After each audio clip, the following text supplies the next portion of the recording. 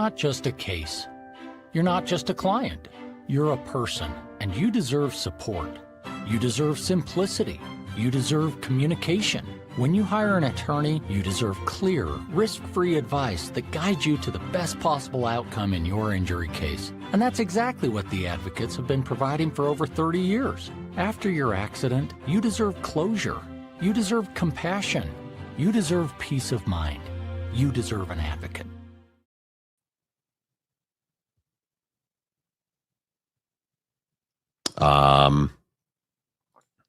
Hello. Maybe I'm the only one who cannot hear anything from Jake's side right now, but I could be wrong. On the Monty Show, as always, presented by the Advocates at theadvocates.com. I hear you. See, there's supposed to be a song playing right now. 24 hours a day, 7 days on YouTube. And now, here's Monty. It was playing. No, it wasn't actually, but listen, you do you two shakes. The Monty Show is always presented by the Advocates at theadvocates.com.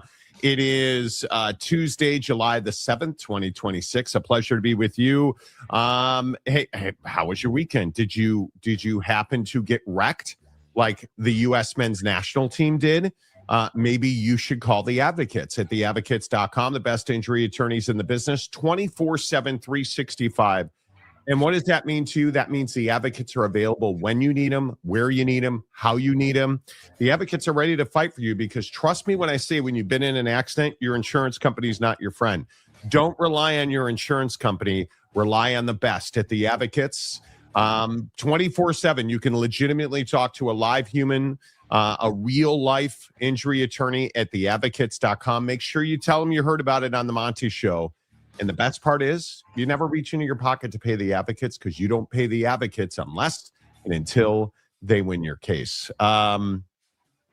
Jake, I mean, listen, I understand that you hate soccer and that, you were rooting against, Jake was rooting against the men's national team yesterday. Yeah, just an American, not a citizen anymore. I was in that group of people yesterday, apparently. I was rather surprised that you would have such shenanigans and hijinks working when our national pride was at stake. Do you feel any regret now that you were hoping for doom and gloom? I mean, I didn't hope for doom and gloom. I just said that I didn't think we were beating Belgium, especially after the Donnie, red card, FIFA, penalty, not penalty situation happened. And I just felt like Belgium took it personally, which I understand. So we lost. It is what it is. And I took that personally. Yeah. Okay, so is this where football, or is this where soccer ends for you for the next 4 years, I guess, until the next World Cup? Like, are you just done with it now? Yeah, I mean, I don't know, like that Pulisic, leave the game on one leg performance didn't exactly inspire me to become a Premier League fan.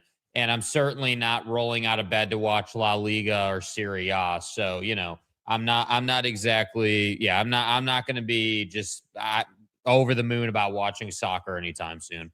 Well, I also think that soccer's not a major sport in this country, if we're being honest.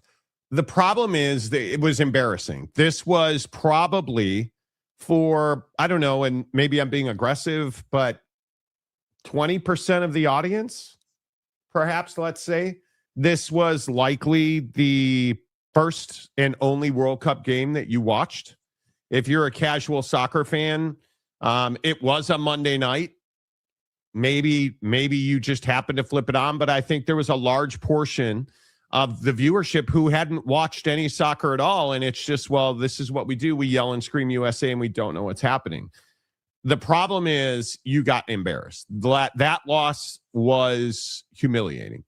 To have your goalkeeper give up just an embarrassing goal situation that ended the game, essentially. I've never seen that in a World Cup where a goalkeeper is trying to play out in the field and then just doesn't kick the ball, does not distribute it, does not pass it, nothing, and then just gave it away. It's embarrassing. Christian Pulisic has fallen flat on his face. We don't have a star on this team because that's not what we do in this country. We send them to get brain damage playing football. Probably too harsh. We don't make great soccer players in this country. We don't invest in them. We don't support them. They go play baseball or basketball or football. And the one out of every 100,000 kids who decides to play soccer, it's almost impossible to make it to the upper echelons because you're from the U.S. So I think this is what we are destined to be. This is what our soccer program has always been, and this is what I think it will always be. It will never be. I mean, what do we do well internationally? I guess we play pretty high-level hockey. Yeah, we play good hockey. We play good basketball. I think in the Olympics, I think that we have good showing in a lot of different sports. I think that soccer. Team sports, though. If you look at soccer, baseball, I guess basketball to a certain extent, although I think the days of the dream team are over. We're not as dominant globally in basketball as we once were. I think the world has come back to us quite a bit. But we don't have a Ronaldo. We don't have a Messi. We don't have an Mbappe. We don't have...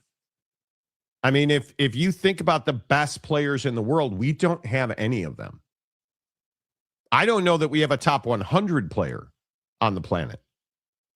We certainly don't have a top 5 million goalkeeper or anything near that, at least in my opinion. I don't know. I think it's okay not to be dominant in a particular sport, but we don't process that. Yeah, I mean, I would agree that we don't prioritize, soccer in our country. I think that that's not breaking news, but I also think that this game last night wasn't about us not having enough talent. I mean, you weren't Belgium has more talent than you, but that's not why you lost the game. And I think that that's the problem is that this team picked last night to play their absolute worst game, their absolute worst performance. Multiple mistakes, multiple they just didn't have that same fire that they did in prior games. And this was much more, this is much more the vibe around the team that I felt like we saw with Turkey. Now, Turkey obviously was a depth game. Obviously, none of the starters played because it was a meaningless game. But last night I'm watching this game and I'm like, yeah, this is the same kind of material that we got out of the 2s and 3s in that game, where it was very casual. It was very we were on our heels a lot. We weren't really pushing forward. We weren't really generating a lot of opportunities, and you didn't play the game you needed to play. And yeah, the free kick was awesome, right? You got another awesome moment off a set piece, but there wasn't anything after that. As soon as you did that, they came right back down and scored again because you were complete ass on defense. So I just think that it's at some point, and we've talked about this in other sports, obviously college football, but at some point it becomes about the players deciding that they're actually going to do their damn job out there. It goes without saying, you can't allow Belgium to go down the left side, put the ball in the box right in front of your keeper, and you expect good things to happen. That can't happen, man. Yet here we are watching it happen. And as soon as they did that, the game was over. The goalkeeper thing, you weren't getting humiliated until the goalkeeper situation took place. Once that took place, the game was over. I turned it off, just done with it. You're a complete embarrassment to soccer overall. You have no, if you're getting football like that, you shouldn't even be I don't even know what we're doing there, dude. I couldn't believe that's what happened. You mean football? Yeah, whatever, dude. It's, as far as I'm concerned, it's not football, it's soccer after what we saw last night. I'm kidding. Yeah, I think most people will not pay attention to soccer for the next 4 years. We'll try to qualify for the World Cup again. It's not certain that we qualify. I just think it's weird that we have no ability to be okay with not being good at a singular sport, because we're not good at soccer. We participate. The U.S. is not good at soccer. Clearly Yeah, I mean, I think we all know that. I think that people are just pissed because it was embarrassing. If we had lost like 1-0 and played our best game and they were just better, I think people would have been like, yeah, look, like we played our best game. We don't have the talent that they have. We don't have Thibaut Courtois. We don't have, a ton of the talent that they have. We don't have a Lukaku. We don't have some of the guys that they have, but we played our best game. Pulisic's out there on one leg, pulling a Kachuk brothers, if you will, doing the best they can, but that's not the vibe. And that was my problem is that like, I don't know, like Christian Pulisic is the best example of what was wrong with this game. I don't know why dude's out there. Like, dude is out there playing on one leg and just giving the ball away. Oh, you want to give it to Christian? Okay, Belgium's just going to take it away and take it down the field. Like, he got the ball 11 times in the first half and turned it over all 11 times. Like, that's just not good enough, dude. That's not acceptable. So I don't think it's that we expect to be good. I think it's that if we're going to be out there, we expect to play our best game. And whether that's good enough or not, is not really the point. It's more that, hey, we did everything we could. And that just didn't happen last night. Yeah,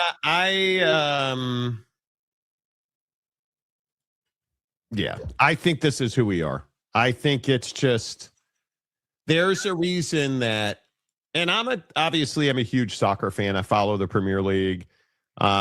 There's a reason we don't have top talent in the best leagues in the world. We rarely ever do that. And yeah, it was did you guys watch? Were you fired up about the World Cup? Being in Seattle, it was super cool last night to have the flyover by the jets over, like literally went over my building. Like, it was really cool. The city was on fire yesterday with soccer fans and has been for the entire tournament. It was a lot of fun having the World Cup in town. But it's very different. You can tell by the group of fans, like the passion of the Mexicans or even the Bosnians, right? Who the U.S. beat, it should be noted. But even the Bosnian fans were incredible. The U.S. fans are incredible. Like, I mean, the town was packed yesterday with down by the water. Like, there was a huge barge. Like, there were probably 30, 40,000 people lining the waterfront. And that's on top of all the fans that were at the game. Like, it was really cool. But I feel like now we'll forget about it. And largely for the next 4 years, nobody will care about soccer in this country. Yeah, because we don't want to remember it. That's the problem. That's like we didn't get anything to hold on to, and I couldn't agree more. Like, we're sorry, dude. It's the morning after, and we're already moved on to how soon does training camp get here? How many days left is it until we get Hard Knocks, until we get training camp, until we get all the things that we all as sports fans want in this world? So I mean, that's just how we are. That's just what it is. Yeah, I guess. I just think soccer's never going to be our game. It's never going to be our game. And I don't feel bad about that. We're a very young soccer nation.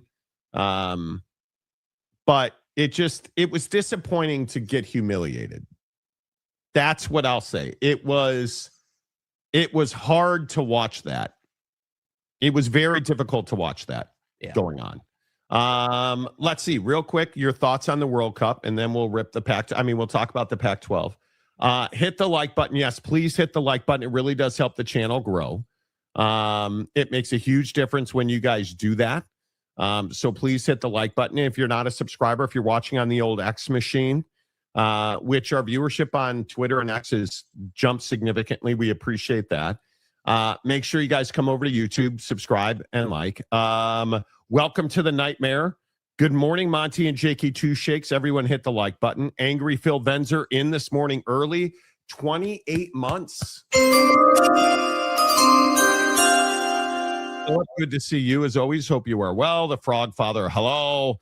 Ryan Duffy. Hey, we're not talking about Texas Tech in a bad light today. It's a good day, right?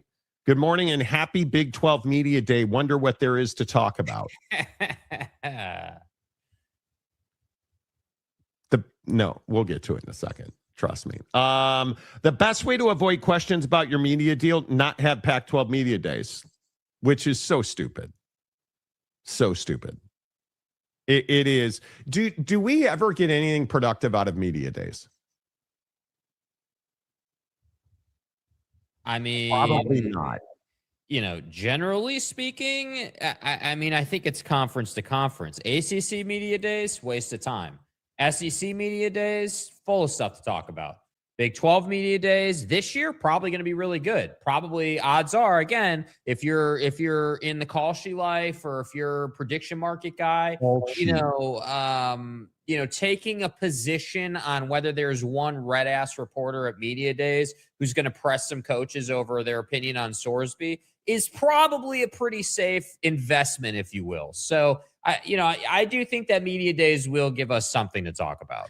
Does Cody Campbell sit up on the main stage at media day representing Texas Tech? Yeah.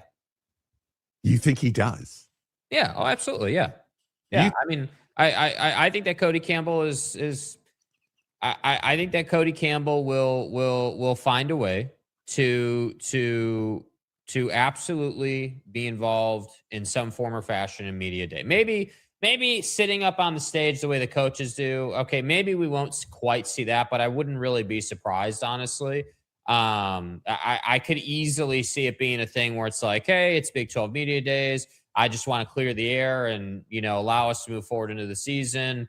And he'll put on some spiel that has the same rhetoric that we've heard the last several weeks or whatever. Or if he's smart, again, as we've talked about so much, he'll say nothing and he won't even be there. That would be the smart play. But, again, who are we talking about?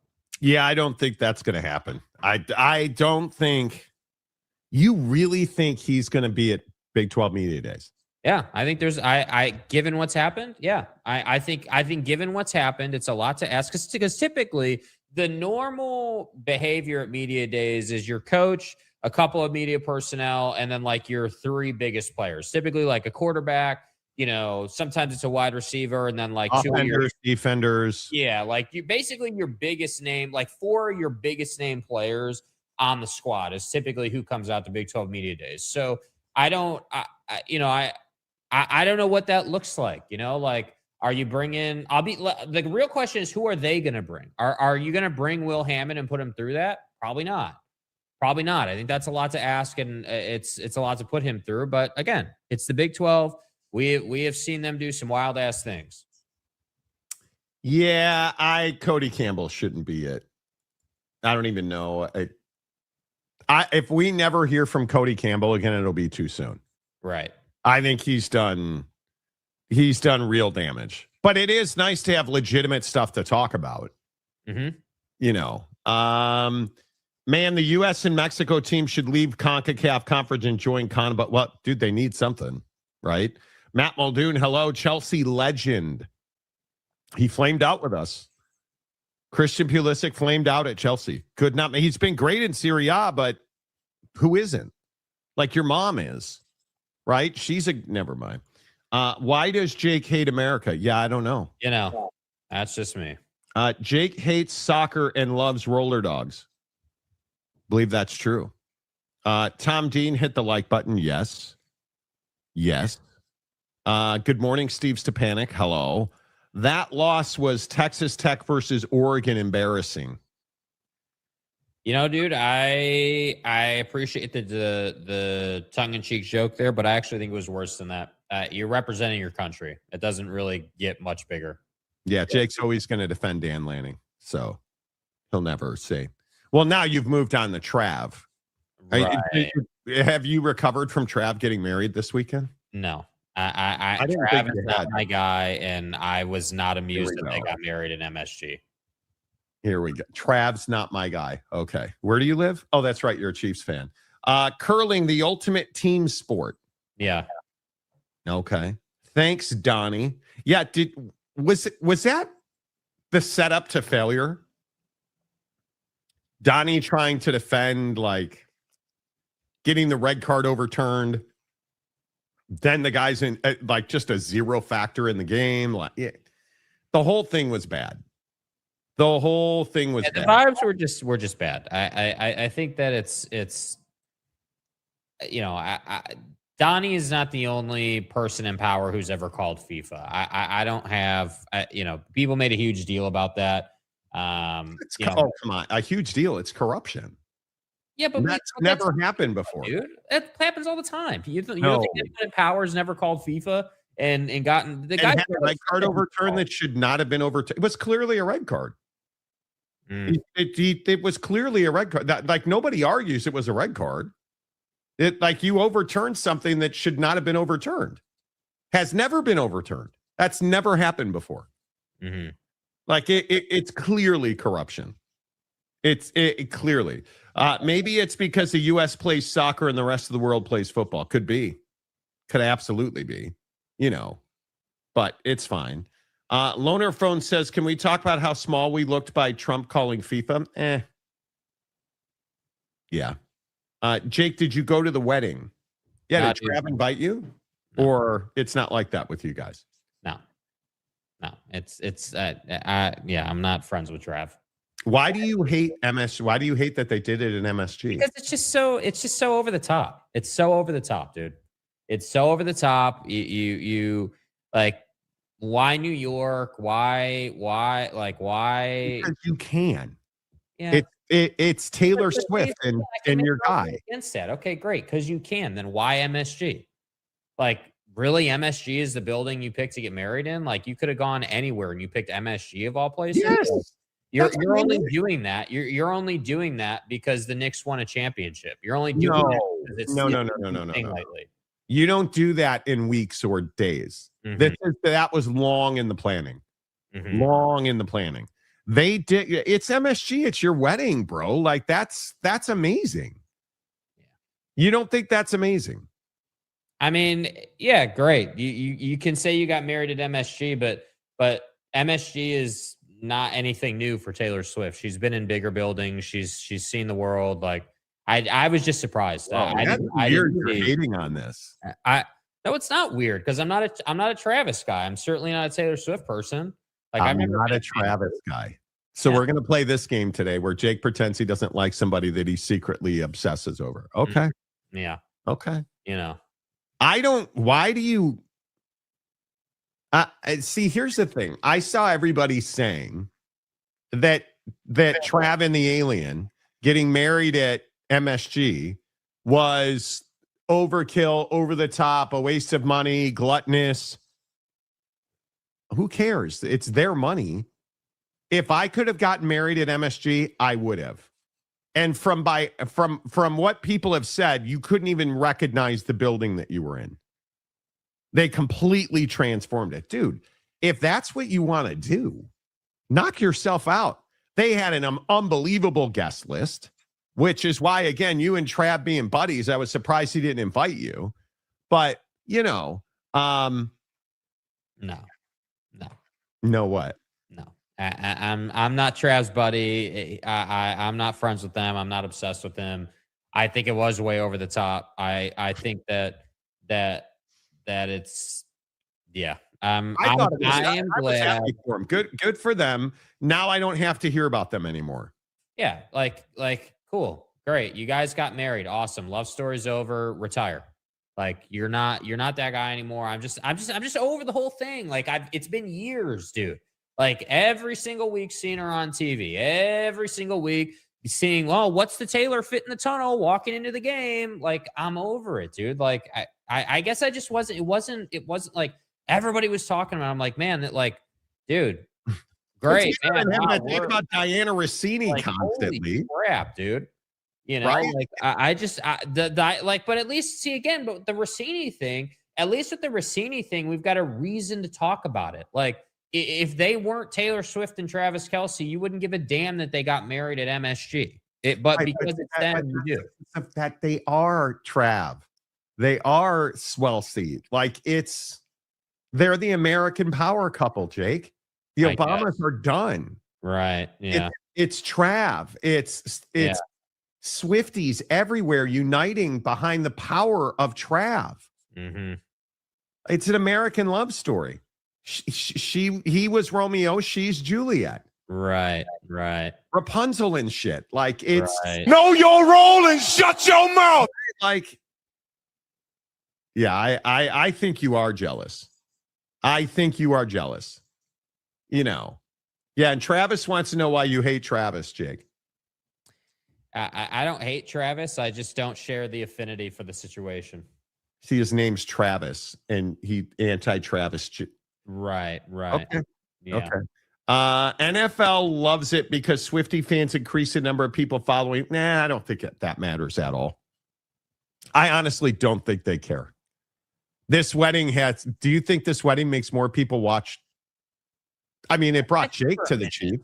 Yeah, I mean, I think for a minute, I think that Taylor Swift being involved with the NFL, even just by being at a game, I think did bring extra viewers to the set, especially when it was still like kind of undercover that they were together or dating or whatever, and that was like the rumor mill before it became official.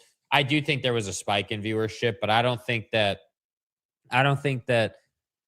Swiftie fans are NFL fans. I think Swiftie fans are Swiftie fans, and that meant that they had to watch an NFL game because she was there. So, I can't wait for in 2 months the hey, we're having a baby picture to come out and everyone just fawns over these two.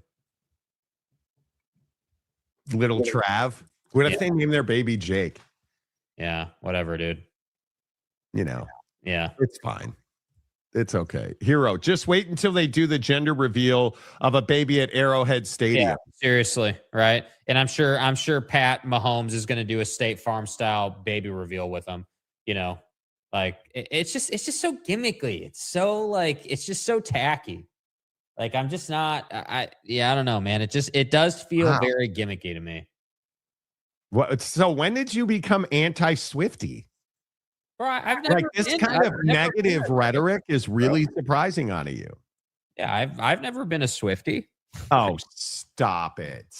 How many times have we argued? Oh my God. Now, okay. I'm not the one calling her an alien and calling her weird ass names. I'm just saying I'm not a fan. Like her music is her music. It speaks for itself. But the off the field stuff, the married at MSG, the taking over NFL broadcasts on CBS, like I'm not really here for all that. This is a wild turn of events out of you. Mm-hmm. But okay. Not talking about the wedding, talking about Swift bringing eyes to the NFL, which I think she did for a short time. I think that effect is worn off. I mean, it was cool for a couple of months, but I just don't think that's a real thing anymore. Oh, and them not being as good last season, I think really hurt that, right? Like obviously it's fun when you're Super Bowl good and your star tight end is dating Taylor Swift, and like the vibes were all there, and that's great. But the reality is the Chiefs have to bounce back. The Chiefs, like, dude, Buddy's coming off of doing his ACL. Like Travis isn't the same guy. Like they have stuff to work on, man. Like they do. Like they need to figure it out. So I'm just not. Yeah, I haven't changed at all. I hate Kansas City. I hate the Chiefs. I hate Patrick Mahomes and his sexual assaulting brother, allegedly. I think Trav is one of the most overrated stories in the NFL. But I talk about it because I know he's your guy. And I'm happy to. What do you mean he's not your guy? Travis. No. But see, I play along for you. Absolutely not, dude. He's your dude, man. No, absolutely not, bro. He's not my guy. I'm not a Trav fan, not a Chiefs fan, not a Swiftie. The lie detector test determined that was a lie. Yeah, that is a lie. That is a lie. I'm not doing it. Even Maury knows that you 21 times a month to Trav. So, because Dan Lanning dumped your ass against Texas Tech. Right. Because you're a Texas Tech guy too. No. Yeah, apparently. Yeah. I mean, I should probably go find my wallet that doesn't have any money in it to put on the table, I'm tapped out on Jason and Travis, not going away anytime soon, unfortunately. No, they're not. And that was the other thing, dude. Just like they have a good podcast. Like I respect the fact that they have a good podcast. It is funny, especially in season when they actually have stuff to talk about. But it's the same. It's the same pattern that we see, right? It's, hey, because I played football, that means that everyone loves me and adores me, and I'm just the I'm just God's gift to humanity. Like it's just not my Trap thing, dude. It's just not like I don't understand why we do this to people. Like Taylor Swift's career and her music and that whole, dynamic is, I respect that, man. She's done a hell of a job. She's gotten to where she is because she's talented. That doesn't mean that I think you and Buddy get, like, you as the blonde musician billionaire, marrying a football player and having your token marriage at MSG. That doesn't mean that I gotta love that. your token marriage. I don't know. What is the vitriol with the fucking marriage? It was MSG. It's iconic. It's amazing. If I could do it, I would have. Not iconic. No, it's not. MSG's not iconic. MSG, the building is iconic. Taylor Swift having her wedding there is not iconic. No, this is one of the weirdest things for you to be upset about. And no, it's not. I think that if you and Trav had gotten to hang out or whatever, and you would have been, if he'd invited you to the wedding, you'd have been all about it. If Travis had invited you to the wedding, would you have gone? I sure. If Travis Kelce wants to email me an invite, sure, I'll go. Did he? No, he didn't diddy me. And all of a sudden, Jake and his baby lotion are all pissed off. Fuck you. Fuck you. Right? You suck. Right. And now Trav sucks and Tony Gonzalez is a better tight end. And we're doing the whole anti-Trav thing. But listen, you do you. You do you. My point is, I don't understand why people hate on MSG with them. Well, I don't know how you can say that she looks like an alien and hate on Kansas City and have all these opinions and then be like, well, if you want to get married at MSG, that's great, man. Knock yourself out. I don't know how that works. What do you mean? Because it's called freedom. We're free. I'm free to hate on your tacky ass marriage idea. Okay. I don't care. When we talk about Taylor Swift, people make it out like Taylor Swift is some kind of amazing sex symbol. I don't particularly find her that inspirational. So, okay. I think Travis Kelce sucks as a football player and should have retired 3 years ago. But as far as their personal lives go, if they want to get married and spend her fortune at MSG, knock yourself out. Like, you go do you. If I could have had my wedding at MSG, I would have. It's an iconic venue. Willis Reed, Jalen Brunson. Do it. Why do I care? Like, I just don't care about, people get so wrapped up. Oh, I can't believe they would do that, Monty. Why? Rich people do stupid shit all the time. Why do we care? I don't. I honestly, this does not bother me at all. The MSG thing doesn't bother me. I mean, it's not like I walk around and I'm pissed off about it, but if we're going to talk about it, yeah, I don't, I think it is, billionaire people doing what billionaire people do. And I would never think, hey, I'm getting married, let me do it at MSG. Like, no, you're not a Knicks fan. No, you're not a New Yorker. No, you're not. Like, sure, did they plan it ahead of time to do it at MSG? Okay, sure. And you're telling me that it just happened to work out that the Knicks won the championship. Okay, yeah. I'll give you the benefit of the doubt on that. All right, cool. All right, so it just worked out. Okay, but that still doesn't answer why New York, why MSG, why that way. Like, because nothing's bigger than New York City. Do I really have to explain this to you stupid millennials? Yeah, apparently we're just dumb. Like, I don't know. Like, I would take. You're being a little harsh. Apparently is not a word I would. Take your deuce. You don't sit there and look at it. I mean, you flush it and move on. Yeah, ask the U.S. men's national team, dude. They know all about it. What? Okay, you're all over the place. All I'm saying is there's no bigger place to do it than New York. The biggest joint in New York is MSG. It's an incredible event. I'm happy for them. Like, it went off without a hitch. There were no big security issues. You're just being Phil's right. Is this the start of angry Jakey Two Holes? Apparently. Listen, it shouldn't be a crime to not like this. And I feel like that's how culture treats it. If you're not like, oh man, that's so great. Good job, guys. then you're like a villain for not liking it. It's just not worthy of being hated on. You're upset that rich people are doing rich people shit. I'm more of the point where I'm just normalized to it. I'm used to it. Rich people waste their money. They light it on fire all the time. Why do I?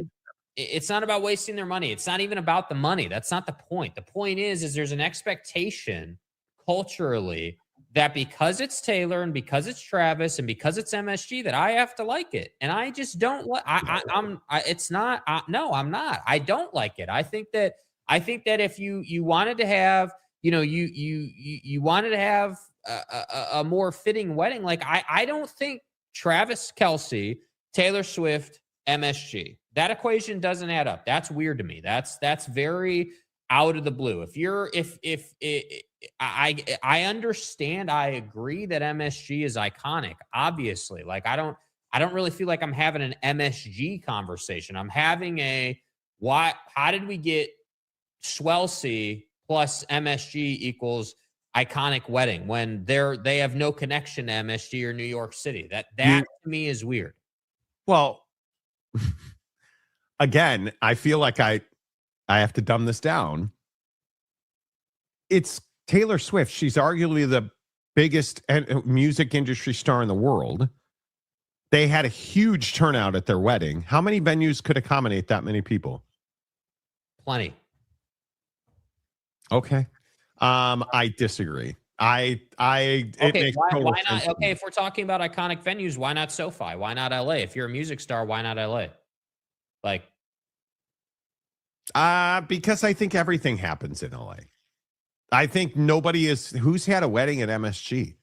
Like, if I'm going to spend $100 million on a wedding, which it sounds like they did, I'm gonna go way over the top. So, I really could care less that they got married or where they got married. They hurt no one if it's of no interest to me. Yeah. And notice, like, this wasn't even a planned topic on the show. I wasn't even planning to talk about you losing your shit over it is totally random. I don't know how this even came up, but yeah, like this was. Well, it's your guy Trav. No, it's not my guy Trav. No, it's not. Okay. That's fine. Do you have a Travis Kelce jersey in your house? No. Nope, never will. There's not, and I didn't say do you. There is one. The girlfriend has one, yes. There you go. Told you, Jake's a Trav guy. Jake's a Trav guy. Mm-hmm. Point proven. My question is, why do people care about this stuff when you don't know any of these celebrities personally? Go live your life with your family and forget about people who don't know you exist. We do have an odd obsession with celebrities. We in this country, we truly do. Like it's, yeah. We have an odd obsession with, whoa. Comment dump. Ryan Duffy, Travis Kelce's code switching based on the women he is dating and at the time is the most iconic thing about him. Congrats on marrying the 14th best tight end in the NFL, sweetheart. I agree that when Bro was dating his last girlfriend, he had a certain look to him to fit the culture. And he did code switch when he met Taylor. I agree with that. And the look is very much switched. Yes. It's very like the switch up in his appearance is definitely something that was many people discussed when I can't remember the name of his last girlfriend, but when he was dating her, he very much had a different look about him, for sure. The hair was short, the chain was big, the vibe was there. And notice the chain went away, the hair got long, the chain was big. Yeah. Mm-hmm. So this is a smoke dope, shrink your robe comment. Yeah. Do you know what that's like these days? Yeah. Okay. Well, this picture is very damning. Yeah. So, I couldn't agree more, Ryan. So code switching apparently is a real thing that I was unaware of. Oh, okay. I was unaware of this. You're so fucked. So admittedly, this is a little out of left field. I don't know. Yeah, I don't know what this is. So you guys do you guys. Yeah, you do. You know exactly what this is, dude. This is Trav going from one portion of life to another portion of life and making sure that he fits in. That's what this is, dude. That's all this is, bro. I don't know. This is interesting. I'm more interested in this is okay. I've never heard of code switching. And pardon me. I mean, he looks like the douchebag I think he is on the Taylor Swift picture. That is, you're a douchebag. You should never wear your hair like that again. Right. You know, he had a buzz cut with her for a long time. This is so stupid. That's like, I think people are reaching. You're having this is a whole, you guys work so hard for this stuff. And I just, okay. Now, again, admittedly, douchebag, right? Like that, whatever this Taylor Swift thing is. Okay, so if we millennials work so hard, then why was it that your generation is the one who brought it up? That's I think anybody trying to bring this up is stretching. He's just a douchebag because, well, you're a douchebag. Yeah. That's just who you are. You think Kansas City barbecue is amazing. Yeah, it's not. So, you know, but it's fun. It is what it is. It is. Hey, you guys, if this code switching, I don't think. Like, you should be happy that I'm not a Swiftie fan. Like, I can't believe that we're arguing over this. Like, you should be happy that your one and only isn't a Swiftie and isn't in favor of this. Like, I could be soft as hell and be like, oh my God, man, I'm just fawning over their wedding. It's so incredible. God, did you see it? It should be the lead today. But I'm not. See, I'm not. I'm in the right place in life. Yeah. Yeah. This country figures are really weird things to get mad about. And a lot of things they should get mad about, they totally ignore. 100%. 100. You get mad. Like, I totally agree with that. I don't get it. I don't know why anybody. They could have opted for Monty's show wedding package, Oak State, followed by after party catered by Buc-ee's at Jake's. Jake would have let him use his backyard. Right. Wouldn't have even cleaned up the dog crap that I'm certain is piled up in Jake's backyard. Mm-hmm. You know, but it is what it is. I code switch all the time. I talk different when I talk with my Latino friends than I do when I talk to some white corporate guy who don't use certain words. Bro. Okay. Okay. Hey. Oh, man. You do you. You know. Ken Maynor, who's been a member for 7 months, Ken.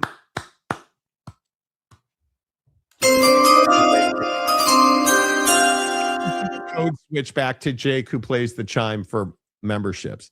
If you could switch that code. Jake married in the swamp officiated by Sumrall. Exactly. Right. Exactly. All right. I mean, I guess we could just keep going with Jake being a red ass today. But, you know, it's fine. We should probably switch gears and get to the kickoff of media days, which is why we should mention that the Pac-12 is not going to have a media day this year. The only major conference not having a media day this year. Which I guess I shouldn't be surprised about. With the way this conference does business, which is the same as they've always done business. The Pac-12, in my opinion, continues to be the example of what's wrong with college sports. And really, if you added Texas Tech into the Pac-12, they would be a perfect match after the Sorsby situation. Because the audio you're going to hear from Teresa Gould, who I guess I shouldn't be shocked at her incompetence in front of a camera because it is prolific. This is such a critical time for the Pac-12. All we've heard is how great it is. It's amazing. what a dump the Mountain West is, what a dump the Big 12 is. The Pac-12 is better. They're going to be a power conference again. This is a better, Oregon State fan the other week telling me this is a better conference than it has ever been, the Pac-12. This is the best version of it. You guys live in the drug-induced altered reality of your choice. You do you. But when I listen to Pac-12 Commissioner Teresa Gould talking about why you will not release the details of your media deal, this is perhaps one of the stupidest answers I've ever heard prepared by a PR person. Yeah, well, look, I think there's a long kind of history in our business of a lot of folks, whether it's the media, whether it's, industry people, kind of focusing in on media rights numbers. And I would say a couple of things. Number one, media rights are one piece of the overall distribution, right? All money is green. All money can be spent. I personally think, number one, that it's incredibly inappropriate to be releasing numbers of agreements that we have with media rights partners that are very complex and have rights fees included, have marketing commitments included. They're not simple agreements.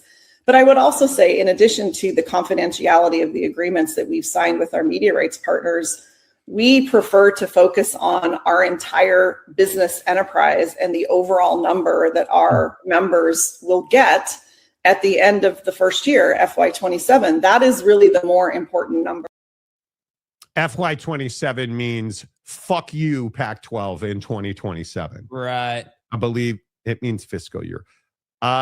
You're full of garbo here. This is spin. This is terribleness. You're not making any money on your media deal. Because why else wouldn't you release the number? We've released a number for generations. Everybody, it's business. You're allegedly a power conference who's embarrassed by their finances. That's why you won't release it. And for me, of course, this interview was done by a complete hack who's never going to ask a follow-up question because we don't want to upset our golden goose in the Pac-12. This is an embarrassing answer, and it just tells me you're running from reality. The Pac-12 is broke. The Pac-12's media deal is part of the reason they're broke. Your TV distribution, spin it and call it whatever you want to call it, is underperforming. How do we know that it's not what people had hoped for? Well, I don't know. Maybe the president of Washington State confirmed it for us. Again, I mentioned Chad, who's with the council, that reached out about partnership opportunities. How can we get our youth, their youth, more integrated with our student athletes and with our coaches? And so we had an initial touch-base conversation. We weren't necessarily thinking this big at that time. And as the conversations continued to blossom, and there were several conversations, we started to see like this is something that they've got an incredible vision for, that we can really push this thing. Yeah, obviously we're continuing to build out our revenue streams. We know that the Pac-12 new media rights deal is going to be less than what we're working with from a previous iteration, and so. Said Washington State Athletic Director John Harlow. So it's less than you thought. So the deal Washington State announced with the tribes last week, which was, as we said, amazing. But again, do you see what I'm saying here? Like, this is the whole thing that we do when you're not making the money that you need to make to be, I don't know, a real conference. Because, and Pac-12 fan can sit here, and I'm sure the comment section will be rife with this today, but I'm going to tell you the same thing I've said repeatedly. You don't have a major brand in this conference. You don't have a market, and this includes San Diego and San Diego State. You don't have a market that you can leverage to distribution for millions and millions of dollars. You don't have the ability to draw the requisite amount of revenue through your television distribution partners and channels because you're not a power conference, because you don't have Dallas or Houston or any other major television market. And already the whataboutisms that you Pac-12 fans are going to roll out today. Well, what about the Mountain West? I'm not talking about the Mountain West. Oh, while we're talking about the Mountain West, you'd be better off had you stayed in the Mountain West. You'd be better off. You know what we wouldn't be doing at Washington State if you had merged with the Mountain West like you should have? Putting out more stupid shit with your president, this time driving a truck. Cougs have always been willing to go the extra mile. This is no different.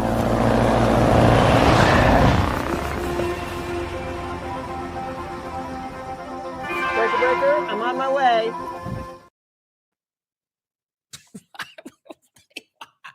What am I supposed to say to that? Like, what legitimately, what is more mind-numbing, that or the Sith video?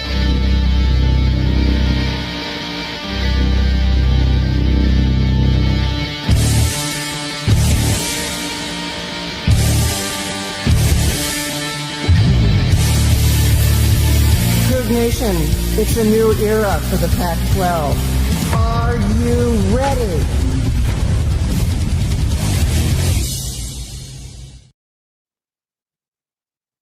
What are we doing? Bro, wait a minute. Let me get, and I, listen, I know I'm just little old Monty who's fat and dying and I'm a Mormon or whatever it's going to be today. SEC show and a Big 12 show and all of it. You know, let me get this right. You're the Pac-12 with an amazing production studio in San Ramon that's going to revolutionize the way TV games are made. And that's what you're putting out? And you're putting Buddy in a pickup or in a semi-truck driving down the road talking about how you're on the way? You're on the way to what? We don't know because you won't tell us how bad your TV deal is. All money is green. All money is green. I totally agree with that. I totally agree that what she said, oh, it's just one part of our... Yes, it's just one part. It's the biggest part, the most important part. All money can be spent. Totally get it. Why are you running? Why are you only doing interviews with, Idiot Face and Yogi Roth? Like the interview she did with Yogi Roth, I'm guessing, this is my opinion, I think they both dropped acid before that interview because the things they talked about were not based in this universe. Cocaine is a hell of a drug. And I like Yogi Roth. He's very good at what he does. But I want some of whatever you guys were on when you did that interview. Like, it's remarkable to me how removed from reality the Pac-12 and its fan base is and how it's operating in that space trying to defend what she said here. Because there's no defense of it. They're clearly running from the lack of money they have in their media rights deal. Yeah, and I just don't know. Like, I agree that it's a tough position to be in, right? Generally speaking, it's not an easy place to be. But at the same time, like, you're so deep in the lies and the PR spin about your situation that now you can't even just be honest about it. I mean, you can't at this point, in my opinion, just come out and say, yeah, like we're in a tough spot because our media deal is not what it once was, and we're such a new league, or this is such a new thing that we're still trying to build. Like, you're more interested in telling us that it's inappropriate to share these numbers, even though, to your point, like, we've been doing that forever. Like, that's the expectation. In fact, I would even go as far as to say, like, in the Big Ten as an example, that's a pride point. Like, remember how fired up Big Ten fan was, and how fired up the conference office was, and Tony Petitti was, and hell, even Kevin Warren at one point was, before he had moved on, about the TV deal that was put together and all this revenue and this money, and we're a nationwide conference. Like, this is not only is it not inappropriate, like, people are flexing with their TV deals. So that's why it like, Pac-12 hater and defender is going to say, oh, well, you guys just hate the conference. Well, we don't hate the conference. We just hate the tactics. And that's what I've always said. It's not personal to these people, but she is the commissioner, right? You are the president at Washington State. You are the AD running his mouth at San Diego State, who has no idea what he's talking about and hasn't said anything in how long. Like, you are those people, so that's just what it is. So And as far as the video, I can no longer explain what the strategy at Washington State is or the Pac-12 for video. I don't know what that was or what that's trying to be. You're paying way too much for the effects team and not paying enough for the storyboard team. Like that, both of these have just been awful. Yeah, I don't understand this truck deal. And if somebody wants to explain it to me, what is this about? Cougs have always been willing to go the extra mile. This is no different.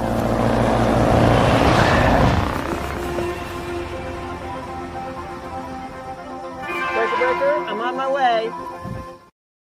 Are you, is the point here that we all have to kick in and do more? So you're driving the equipment truck? The gloves? Okay, nice gloves, sweetie. Like, go Cougs. Like, you'd have been better being on like being on a heavy piece of machinery in the middle of a cornfield, talking about putting in work.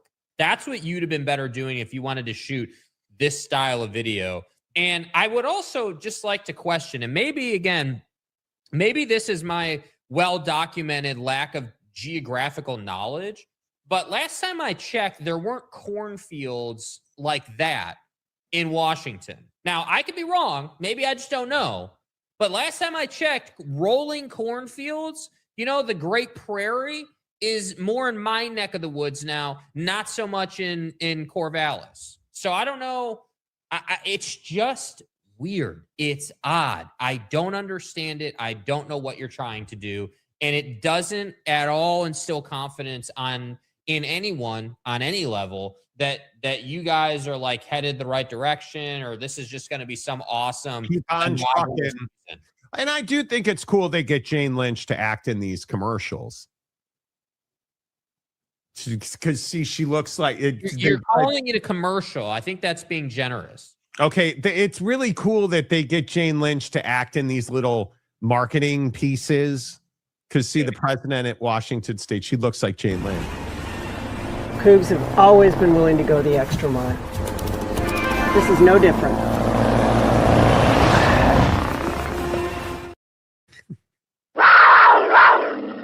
This is no different. I'm driving the football truck.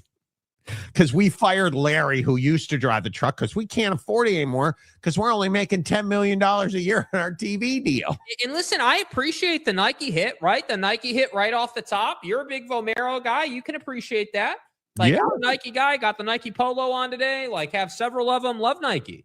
But I just, the Teresa Gould clip, plus this, plus the Sith video, plus the fact that we have no numbers tells me you're in a massive hole here, and none of your conference members are coming out to defend you because they know they made a huge mistake. And again, you're not having a media day because you don't want to answer these questions. It truly is as simple as that. Everybody knows that. That's the key piece. Everybody is in agreement that you're not doing media days because you don't want to talk about it. Yeah, I agree. Midweek Coug, who's been a member for 28 months. Oh, I'm ready. Go Cougs. I want to drive the truck. I don't know, man. Maybe I don't know. Maybe I've aged out. Maybe I just don't get the content game anymore. Maybe I don't understand. Like, again, maybe this is just me being misinformed on, topics like Trav and MSG and all that. And this is more like that. But like, I don't get it. I really don't understand. The MSG thing and Travis and Swelsey, that was fake outrage by a scumbag millennial. This is real reality-based outrage. Yeah. I keep it real. By scumbag millennials. So, if you said to me, hey, what's Washington State's brand? I couldn't tell you what the answer was. No clue what their brand is. No idea what you're trying to rep or what you're trying to do or what the game plan is. Like, because I maintain I just maintain that doing these kind of videos isn't that challenging. Like, it's not that hard to say, okay, Jane Lynch is clearly willing to participate and clearly likes participating in this type of content. So what can we do to push the brand forward? Not actually Jane Lynch. Well, making some like just I hate to call it a spoof, but it feels that way. Like it's not a spoof, but like it has to be a spoof vibes. Like I don't understand it. I like it's and the fact that it's as short as it is also is weird to me. Like you just made this and then it was like, all right, Pac-12 logo on the screen, we're out. Like I don't know, dude. I'm not saying that it's all the video department's fault. Maybe it's out of their hands and they just have to make what they're told. But this is weird as hell. Yeah. The Osage video out of Oak State was miles better than this was. Yeah. I don't disagree. But you know, I just want to congratulate my guy Donovan Mitchell, who just signed. That can't be right. The Cleveland Cavaliers. Jesus Christ. Donovan Mitchell just signed a 4-year, $273 million deal. Isn't that $60 million a year? $67 million a year? $68 million a year? Let's get out the old iPhone. Are they 273 divided by $68.25 million a year? You just signed Donovan Mitchell to a 4-year, $68.25 million per season deal. I'm in the wrong line of work, dude. Wow. Is that and you're going to sign LeBron. Wow. That's a huge deal. That is a huge deal. Okay. He can afford to get married at MSG now. Ken Maynor for $10. Meanwhile, the American, the best G6 conference. Okay. You might want to win a basketball game. Never mind. Has media days in St. Pete, July 23rd and 24th. Pac-12 has an embarrassing media deal and no good options for expansion. American and Mountain West boxed them in. Yes, they did. I would agree with that. I think we'll see. I don't know. Rock and Rant, her answer is so stupid. First, Cantwell revealed it during the hearing on, yes, let's protect College Sports Act. Second, every school in our conference ends with the word state. They all have public disclosures. Yeah, didn't Cantwell say it was like $10 to $12 million or something like that? I'm telling you, it's $10 million. I've heard that repeatedly. It's not a good media deal. You're not making significant money. It is significantly below what you had claimed it was going to be. Well, Monty, I mean, it's just inappropriate to share those numbers, so we're not going to be able to. Why are you hating on the Pac-12, Monty? Yeah, I mean, we're not just so negative. Yeah. Ballsack, what's up? Seems like Gould and her vest of power does not want to play ball concerning the media deal at the Pac games. She does not.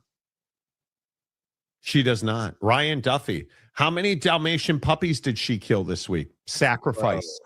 Bro. She sacrificed those puppies. All money is green. All money can be spent. You know, gotta love the Pac-12 delusional fans think let me just ask you guys straight off the rip. Like how confident are you that the Pac-12 puts a team in the college football playoff this year? Not confident. So Boise, well, all we've heard, no, I'm not going to rip San Diego State. They're getting the pro rata they deserved. How ironic is that statement now? But how confident are you that put a percentage on it, Jake? How likely is it that the Pac-12 puts a team in the college football playoff?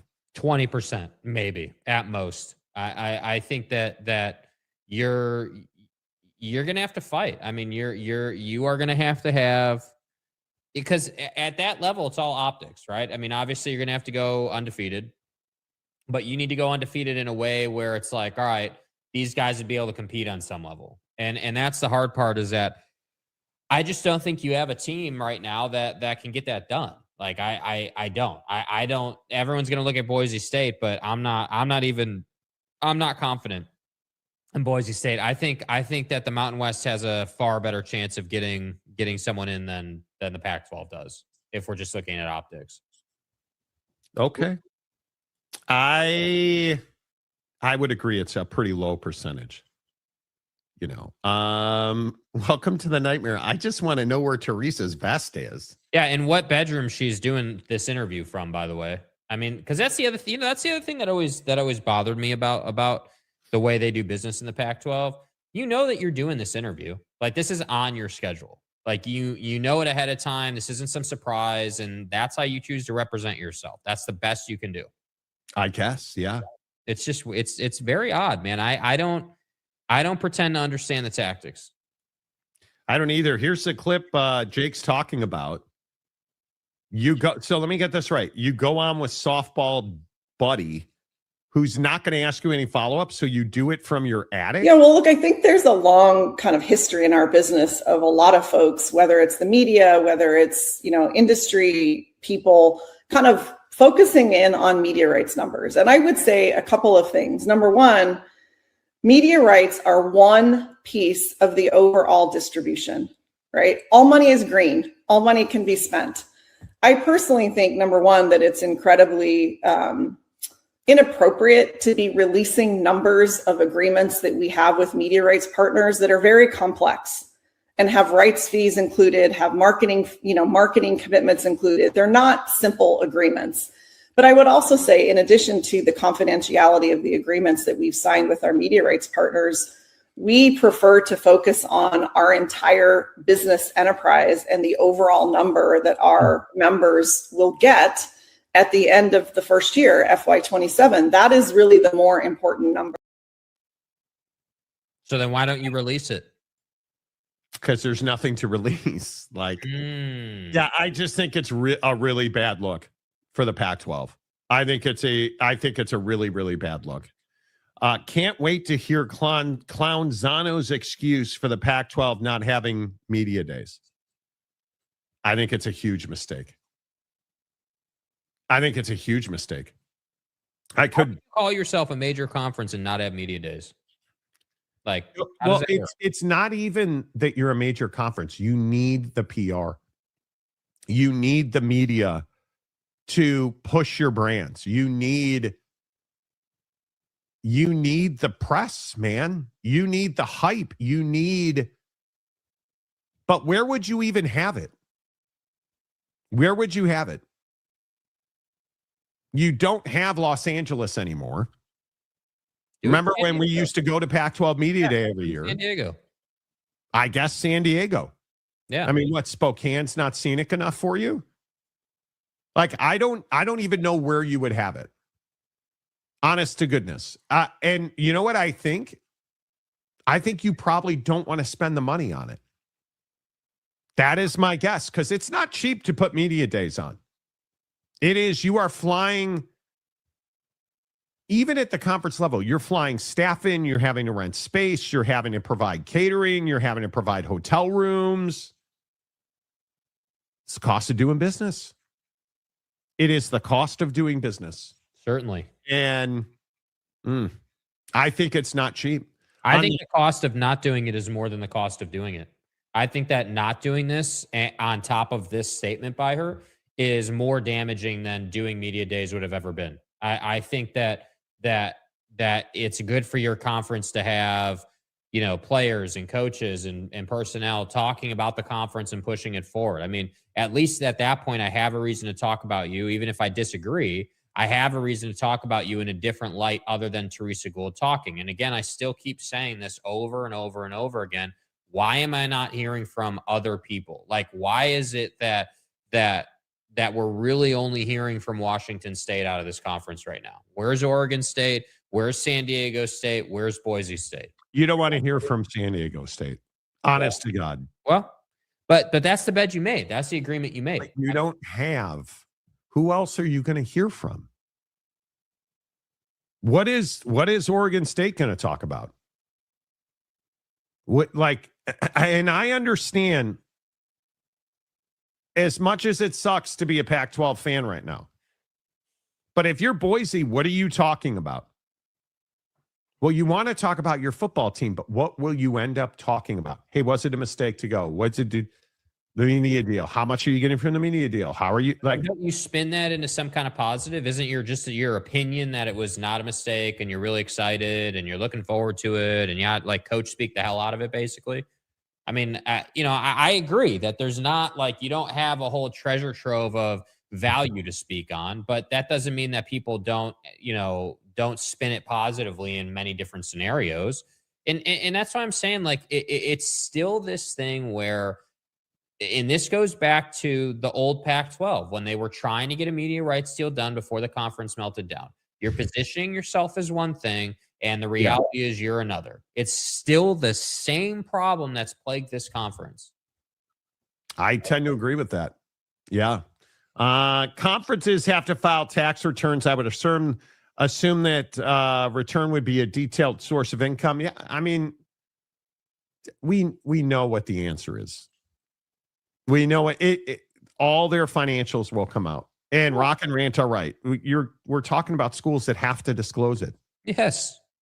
You're trying to delay it as much as you can. So then what happens when it inevitably comes out and it's not what you want the public to know about? And then we all know. And then we get to ask you, well, hey, you didn't want to talk about it. You said you were uncomfortable sharing this. Is it because it's not a good number? Like that's what I'm saying. When you're in a capacity to speak on the record in the public the way a Teresa Gould is or any of these presidents would be, you don't have a choice whether you want to talk about something or not talk. You're going to talk about it at some point. This is, again, all jokes aside, this is my Rossini take, dude. You're going to talk about this one way or the other. And if you don't want to talk about it, then we're never going to hear from you again because nobody's letting you off the hook. It's the same thing with any type of media deal or contract. Brendan Sorsby at Big 12. Yeah. You're going to speak about it like, even if it's, I'm not talking about it, even though I respect you asking the question, I'm past that. You're going to go on the record talking about it. I don't think these people respect that enough. Like that's part of the process when you do deals like this. You made that bed. It's time to speak on it. And she's still running from it, which is why the title of the show today is the Pac-12 still running for its life? And I maintain that they are. Yeah, I would agree as we talk about this interview that Teresa Gould did, the news that the Pac-12 will not have a media day event this year, which I think just from a marketing and PR standpoint, you need to be pushing this new dynamic group of universities as you've described it. You need to be pushing that group and building that brand, putting yourself out. Teresa Gould shouldn't be doing interviews with homers in the PNW that nobody listened to. She should be going on SportsCenter. She needs to be doing major media interviews, well prepared, so that she has answers that address issues, because I would hope that they would ask her questions. But she doesn't want to do that. And I think that's probably smart on some levels. You have to have a media day event. You have to. And if you are based in the Bay Area, have it in the Bay Area. If there are ways to do it economically, have it on one of your campuses. Have it in a basketball arena on one of your, do what you need to do. It doesn't need to be in Vegas or in Frisco, or like the Big 12 is having a shindig today. But Mitch Harper from KSL in Salt Lake City tweeted a picture. What is every media member at the Big 12 Media Day getting for free? And this may seem very trivial to you. Trust me when I say it's not. They're all getting a Monster Energy hat. Every member of the media. Why is that? Because the Big 12 and Monster Energy are partners on this event. And so a major media member for BYU and Utah, perhaps the largest media member, tweeted out a hat that has a Monster Energy logo on it. You think that guy, I mean, it's that kind of thing. And you may say, oh, well, it's just one guy. That one guy has a lot of pull in two big football markets. And you're telling me the Pac-12 can't do a deal with that? You can't put an event together with your partnerships, or maybe you don't have partnerships. Because I'm telling you, when you watch Big 12 media days today, what I would ask you is, While you're paying attention to the spin that Texas Tech is going to put out, look at the logos in the background. When Brett Yormark is doing his State of the State, look at the logos in the background. They're making money on their media day event. Look at where it is. It's in essentially Dallas. It's in Dallas, Fort Worth. Frisco is a major hub. And you know about that because you watch Landman. So I know about Texas. Yes, I watch Landman. Yeah. Yeah. And I used to watch Dallas. I know all about the TV shows and stuff. My point is, this is what the Pac-12 is missing on. This right here is what the Pac-12 is missing on. And it is a significant miss. That's the thing. I don't think they understand that. I don't believe that they realize that. Yeah. Yeah, look at my guy, Lopes fan, Gabe, a member for 42 months. Damn. Oh. Gabe, appreciate you. Yes, hit the like button. We've had over 3,000 views today on the show, and we have 34 likes. You guys, come on. Hit the like button right here on the Monty Show, presented by the Advocates at theadvocates.com. Do you guys care about media days? I do. I watch them regularly and routinely. I look forward to them as I cough through my voice. Yeah. I look forward to them every year. Yeah, I think my opinion on media days has always been that it's the unofficial start of the season, right? Once you have media days, then we are absolutely downhill to college football, opening up camps and, fall camp and the NFL opening up camp. And so the media day thing is we see this run up and then we start to get back on the field. And so I think this year in particular for the Big 12, I think media days has this expectation that there's going to be some heat to it because of the Sorsby thing. But if I had to guess, I would assume I would hope that Texas Tech is prepared to talk about Sorsby, whatever that looks like, however they want to handle that, and is prepared to push a more positive message. Because again, where we left off with Sorsby as far as the conference is concerned is that they're moving together 16 strong. That's what Brett Yormark said in his statement. Right. Yeah. So I would again, just assuming, we'll see, but just assuming, I would expect that Texas Tech is kind of more in alignment, falling more in line with that messaging. And I would definitely expect hey, I understand why you're asking that question. I understand why it's important to you guys, and I appreciate the question. At the same time, though, we're moving forward with the season. We wish Brendan all the best. And next question. I would very much expect that type of answer today. I would agree with that. Hey, Rock Mamola, good to see you, my friend. Did Spinal Tap take over marketing for the Pac-12? Exactly right. Spinal. That video, I'll never, and I'll play it again because how can you not? Mm-hmm. I will never.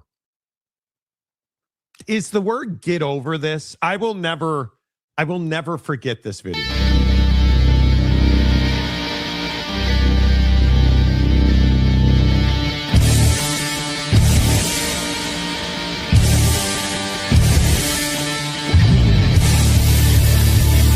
Nation, it's a new era for the Pac-12. Are you ready?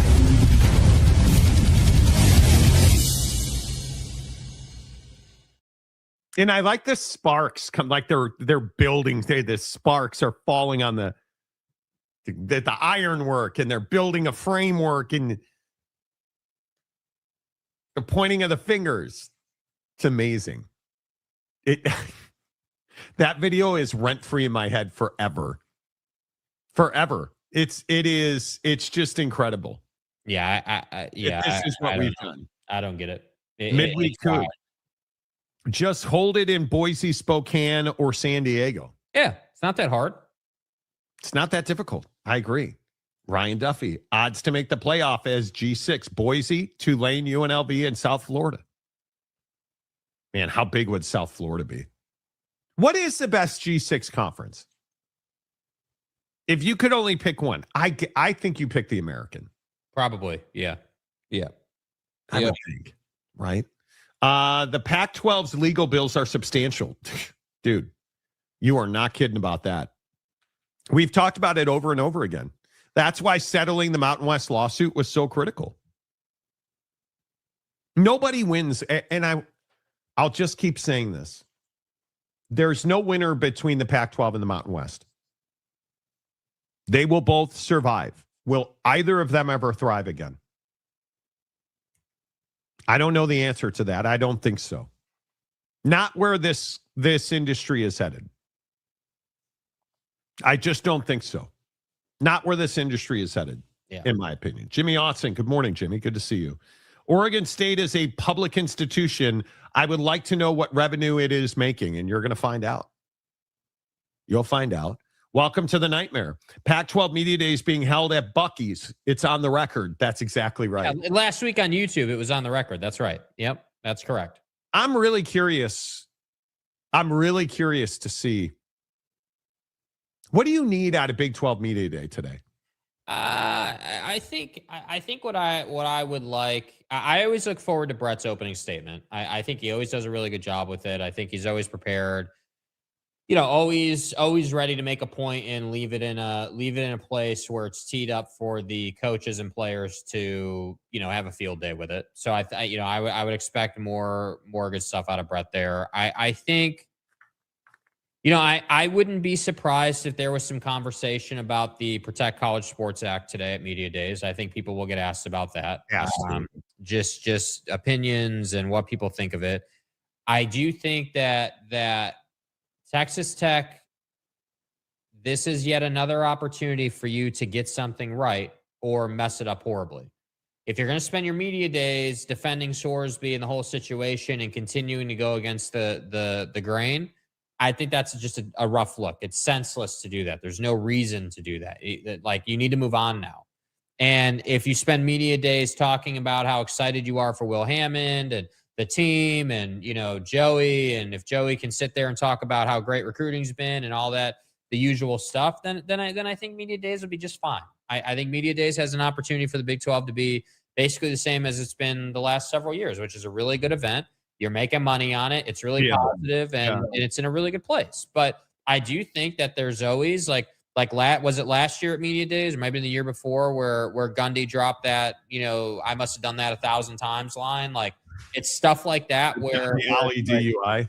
Yeah, it's stuff like that where it's dude, you're saying his punishment should be doing media days. That's one of the dumbest things you could have possibly said. So the only situation or scenario where I see someone saying something like that would be in the Sorsby scenario. I can't think of anything else where you could really get into tough water. Yeah, I think that I need accountability from Texas Tech. That's what is. I'm really curious to see how Joey handles this because you're not a media darling this year. The expectations of Texas Tech football are real. And we need to have real conversations about Will Hammond. We need to have real conversations about duplicating that defensive performance from last year to this year. Because now the expectations are in place and disappointment will be significant if this is not a playoff team. And with Sorsby, no matter what you did or did not think of him, this is a tough way to start this cycle, this season. It's a tough way to go into this version of Texas Tech football. The Big 12 needs Texas Tech to be elite. Right? There's no question about that. Will Hammond, I think, is somebody that they need to really push and showcase at this event and really begin to push him forward as the leader of this football team. Because they don't need him necessarily right now today. They need him for the next 2 years to be really good and to be a really important part of their football team. Obviously, as your starting quarterback, but to move past this Sorsby scandal, if you will, because I think it is a scandal. To move past the Sorsby scandal, you need Will Hammond to make people forget about Brendan Sorsby. Yeah, well, I just want to, point out that the Big 12 Twitter account put out the attendees for each team. And Will Hammond will not be there. He will not be there, yeah. But to my point is, you need to talk about him.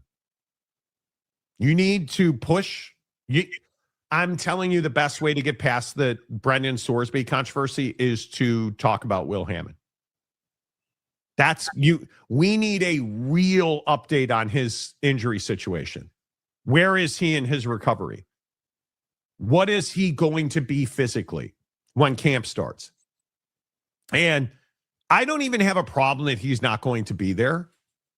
I really do not have a problem that he's not going to be there. You need to be talking about Will Hammond. I need Joey McGuire telling me that Will Hammond is going to be fantastic. I need that. We, as a conference, the Big 12 needs that. Yeah, and everyone else's quarterback, it looks like, is going to be there. So, I mean, I understand. I get it. He's still recovering or whatever. I get it. But I think that, I don't know.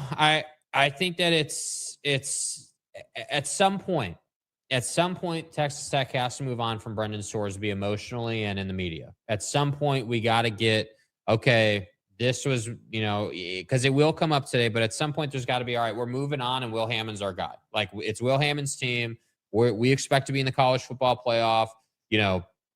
This is what we're looking for in the season. This is our expectation, and everything's great. Like, that's what they need to be talking about. I think the hard part is that, for instance, who's the second best team in this conference? BYU. You and I both know Bear Bachmeyer and LJ Martin are going to be at Media Day for BYU. Those are the two names on this football team. Yeah. And I'm going to guess Tanavasa is going to be there as well. He is. Because those are the guys you want to hear from, right? And we can sit here and we can talk about Texas Tech, and I would assume, who's your garden variety best player on Texas Tech? AJ Holmes, Terrence Carter, I would assume, Sheridan Wilson, I would assume, but I can also assume that Isaiah Glasker and Evan Johnson, the best players at BYU, are going to be at Media Day. I can guarantee you're looking at the list. I'm not. But I don't have to wonder who's going to be at Media Day for BYU. Yeah. I don't have to wonder.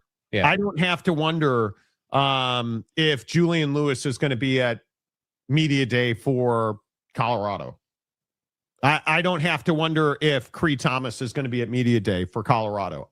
They're the best players on that team. DJ Lagway, Monty. I mean, come on. Is going to be there for Florida. It's a joke. He plays at Baylor, and he plays for the Wolf of Waco, now by his doing. But I would assume that Kyler Jordan's going to be at Media Day for Baylor. Mm-hmm.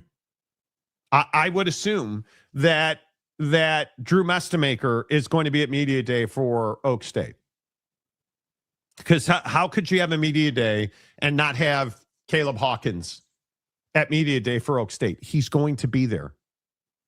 Right? So when we get to Texas Tech and Will Hammond's not there, yeah, I think it's a talking point. But I also think you better be talking a lot about him. Right? But again, we can go up and down the list. I'm interested to see, and Jake, if you have the list, I'm interested to see if Wayshawn Parker is going to be there for Utah. Because I think he's going to be one of the breakout guys for this conference. It's Dampier, Jonathan Hall, Holtzclaw, and Wayshawn Parker. Yeah, Holtzclaw has to be in that group. Yeah. Right? Yeah. Morgan obviously will be there. Yeah. But I think that's huge. I think when we start talking about Avery Johnson at K-State, some tough questions need to be asked of Avery Johnson. Are you ever going to meet the potential that we've heard so much about? And if somebody doesn't ask Colin Klein tomorrow, because I think K-State's day 2. They are, yep, that's correct. If somebody does not ask Colin Klein if he can get the maximum out of Avery Johnson, those are the conversations that need to be had. And I am telling you, like Sonny Dykes and who's going for TCU? Jaden Craig. What makes Jaden Craig better, different? Because you ripped your quarterback from last year. Tell me what makes Jaden Craig better. Because you're not projected to be at the top of this conference, TCU. Because I don't know if you guys saw the numbers. It's Texas Tech, it's BYU, and it's Utah. The breakout team is supposed to be Oak State. coming off of a 1-11 season, I would hope you'd have a breakout season. Yeah, we're breaking out to 6 wins, Monty. But I don't mean to be overly simplistic about it. Yeah, I think that the teams, that I would be paying attention to are K-State, TCU, Utah, obviously Tech and BYU. That goes without saying. Oklahoma State's a really good story. I mean, the transformation of Oak State out of Mike Gundy into whatever this new era at Oak State and Stillwater is really important. Yeah, we're not making any changes. Oh, dude. Hey, Eric Morris. Hey, quick question, bro. Just 2 holes over here from the Monty show. Hey, is the beer still flowing in Stillwater after the Gundy era, or did they close those taps off? What's the situation? I'm just genuinely curious, dude. We'll find out, bros, because I think this is a really important moment of time for the Big 12, especially with Cody Campbell won't be there. You cannot tell me that Cody Campbell's going to be there representing Texas Tech. Probably not. If we're being honest, probably not. But come on. That would be awesome if he was. Am I too hard on Cody Campbell? Honest to goodness, when we talk about Big 12 Media Days, does Cody Campbell need to be there to represent Texas Tech? No. No, he should not be there. Will he come up as a topic of conversation? Yes. He may be the singular largest talking point at Texas Tech. Breakout team I thought was Houston. Well, Houston's actually got expectations. I think Houston's probably, I don't know what to make of Utah in this conference. I'm not sure what Morgan's going to do and how good this roster can be based on what they've lost. But I expect Houston to be pushing them for the third best team in the conference. I think the Big 12's ass. They don't have depth. I think that's a real problem. You've got Texas Tech, BYU, and then a tier below that where I think I have expectations of K-State. I think they should be pushing to be that 3-4 team that I expect to be Utah and Houston. And I expect K-State to be right there. Quick note coming out of Front Office Sports 3 minutes ago. They just put out a story about the Pac-12 being the only conference to not hold the only FBS conference to not do media days. Rick Hart, Deputy Commissioner of the Pac-12.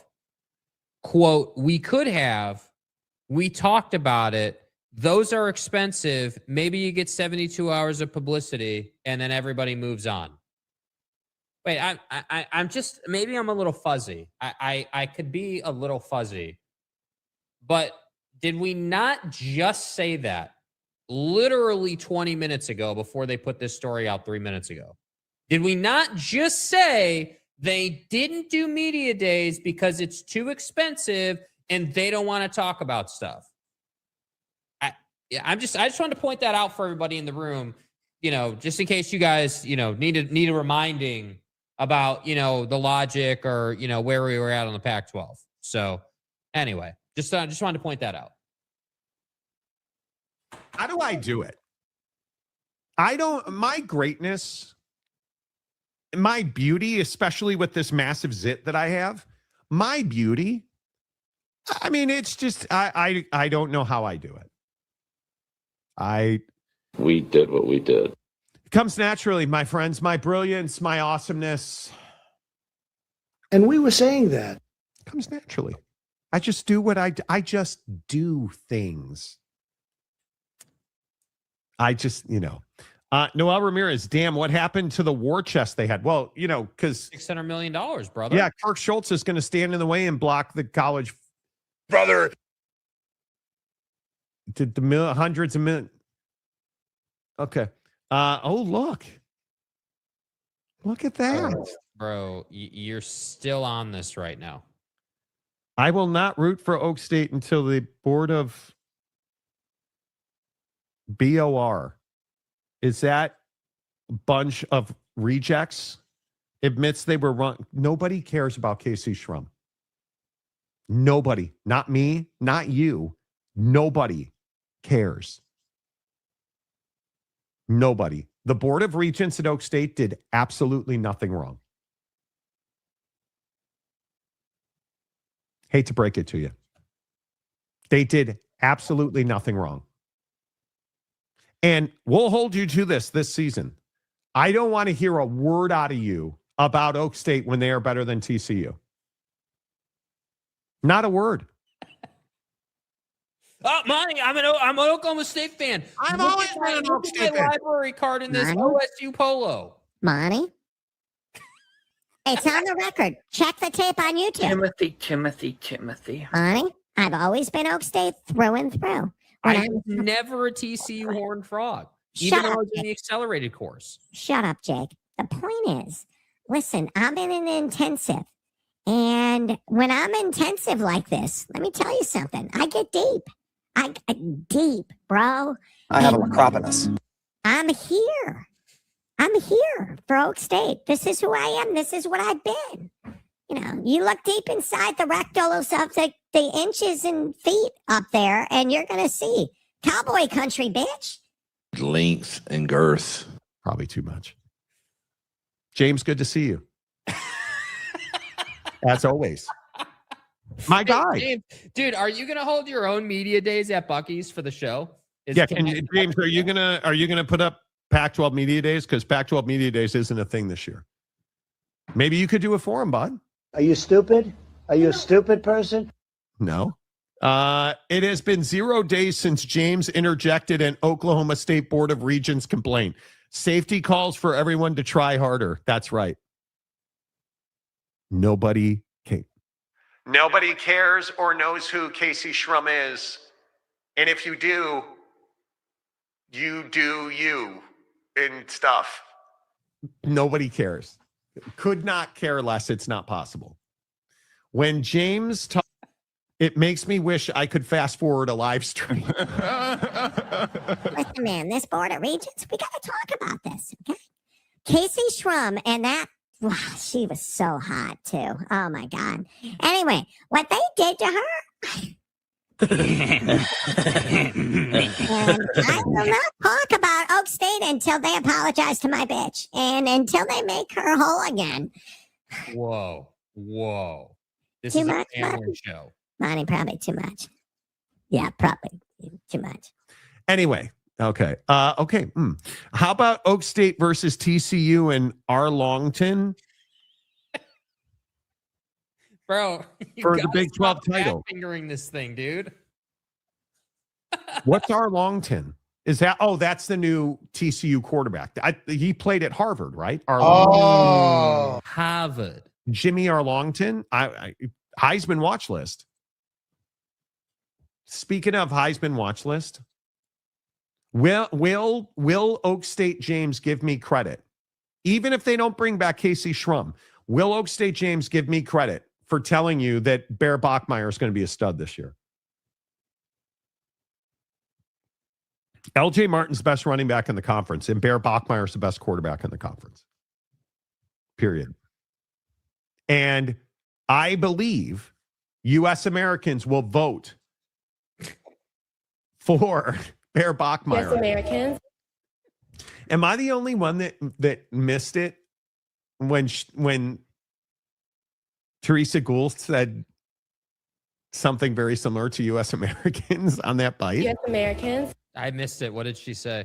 I don't know. Here, real quick, because it never gets old. It never gets old. Hang on. Where is it? Here it is. Yeah, well, look, I think there's a long kind of history in our business of a lot of folks, whether it's the media, whether it's, industry people, kind of focusing in on media rights numbers. And I would say a couple of things. Number one, media rights are one piece of the overall distribution, right? All money is green. All money can be spent. I personally think, number one, that it's in. There it is. I personally believe. U.S. Americans. I personally believe that all money is green and all money can be spent, which is why we don't have money in the Iraq. But some nations out there need a better account. It is so good. To be able to spend money. All money is green. All money can be spent. I personally believe that. That's incredible, dude. I totally missed that. That is How did you miss bro. that? That is How did you miss that? I'm telling you. Honestly. In the hissy, good to see you, Jeremy. I'm telling you, as much of and listen, I shouldn't put this up because it's really hard for me to concentrate when we show this picture. Because my God. Stay hard. My God. Look at CJ on the right. CJ Carr, the starting quarterback for the Bulldogs. Erection. Oh, totally. Bro. Blood flowing. Your third leg was just phenomenal. Make babies that come out and play quarterback like CJ Carr. Right? Bounce off mom's thighs into the end zone. I have an acropolis. It is what we do. But I'm telling you that Bear Bachmeier is a stud.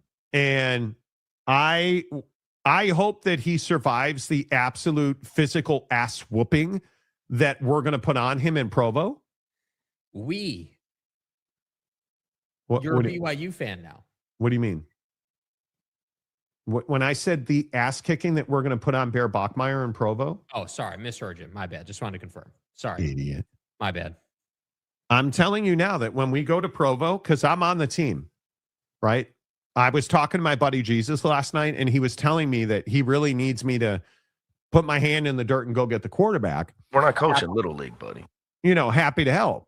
When Notre Dame goes to Provo and dismantles BYU, I'm just trying to speak that into existence.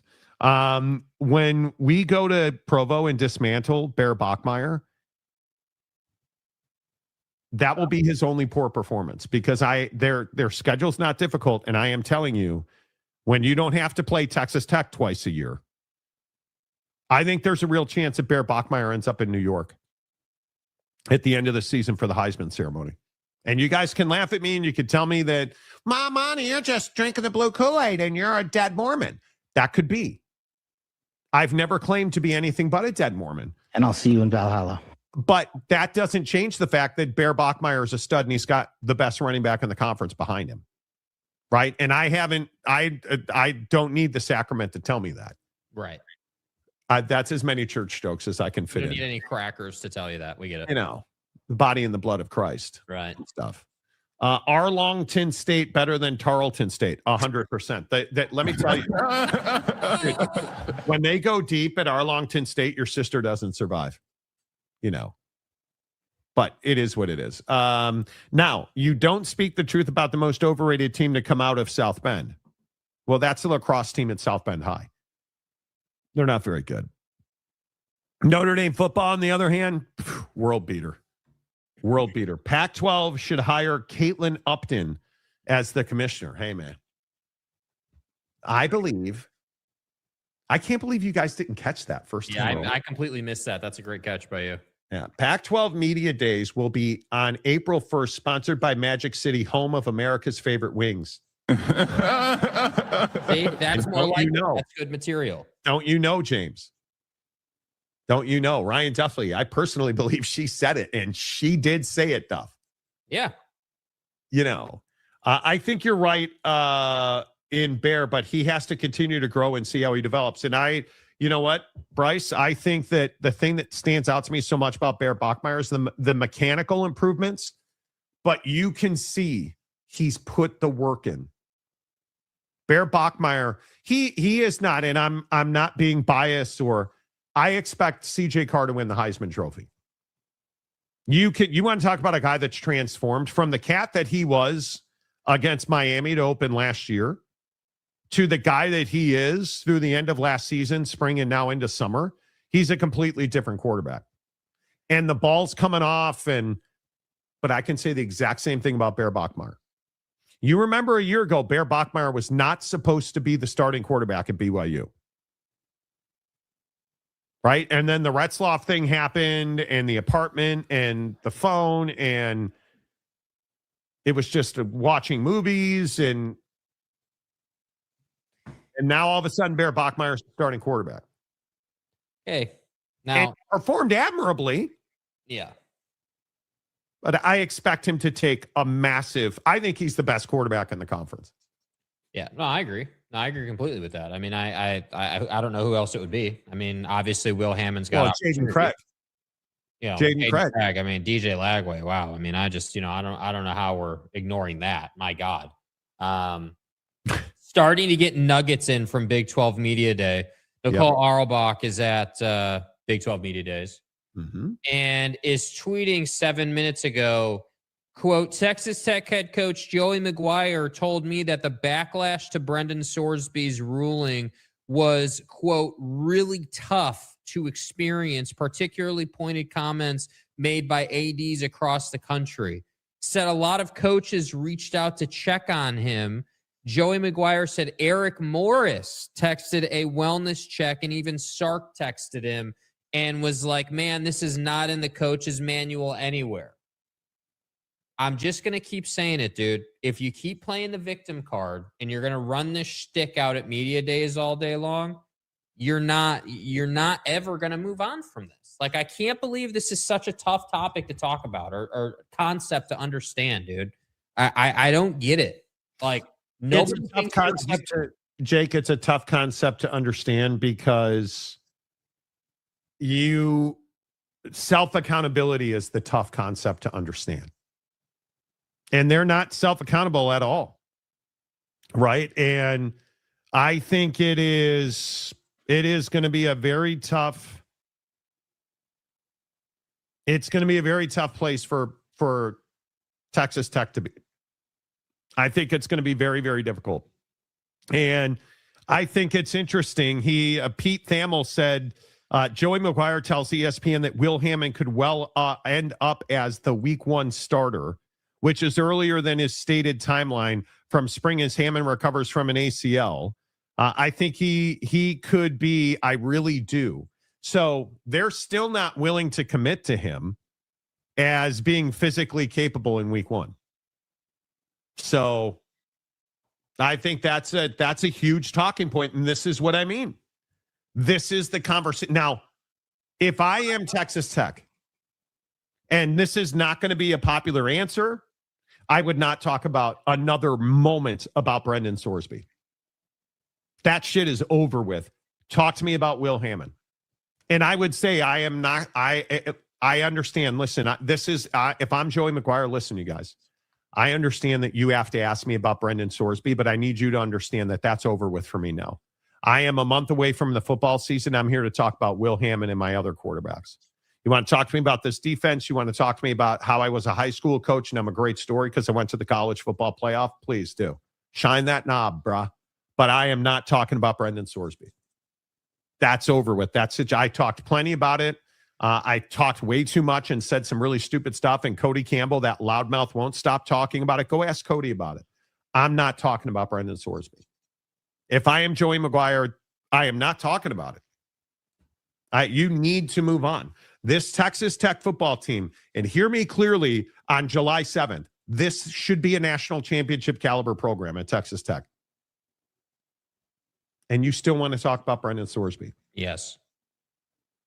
If I am Joey McGuire, I am going to respectfully decline to do that. I'm here to talk about my guys. Look at that. And I would go as far as to say Brendan Sorsby's not with the team. Look at this fine group of young men that I brought with me. Let's talk about them. Let's talk about our quarterback room that's here. Let's talk about our defense that's here. They need to move on. And if you have to do it by brute force, do it by brute force. But I'm not talking about Brendan Sorsby anymore. As simple as that. And frankly, you did this to yourself. If we're being honest and we're truth telling, which is our brand on this show, Texas Tech did this to themselves, and they deserve every ounce of the BS that they're going to have to deal with the next 2 hours on Brendan Sorsby and all those questions. You need to put an end to that and start talking about how great Will Hammond's going to be, because that's what's best for this football team. Frankly, that's what's best for this conference, because this conference needs a brand to explode and not get blown out by Oregon in December and January.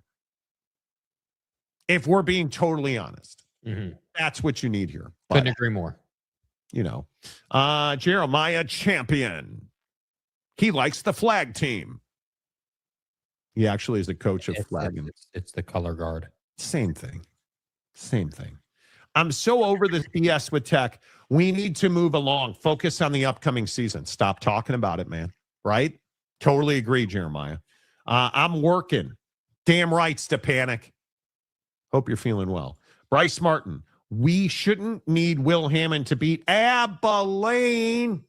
Yeah, well, Abilene last year was an adventure.